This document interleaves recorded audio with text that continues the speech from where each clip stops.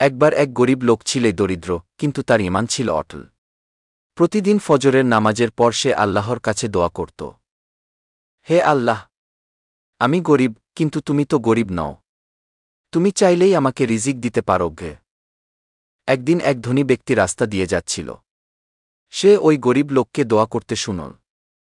ধনী লোকটি বলল, তুমি প্রতিদিন দোয়া করো, কিন্তু তোমার অবস্থার কোনো পরিবর্তন তো দেখি না গে।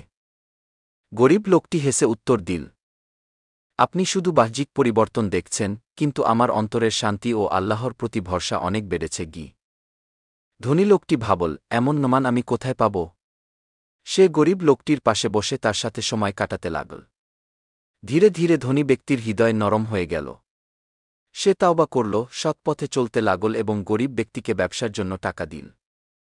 সেই গরিব লোক পরবর্তীতে সৎভাবে ব্যবসা করে সফল হয়ে যায়। কিন্তু সে কখনোই নামাজ ও দোয়া ছাড়েনি।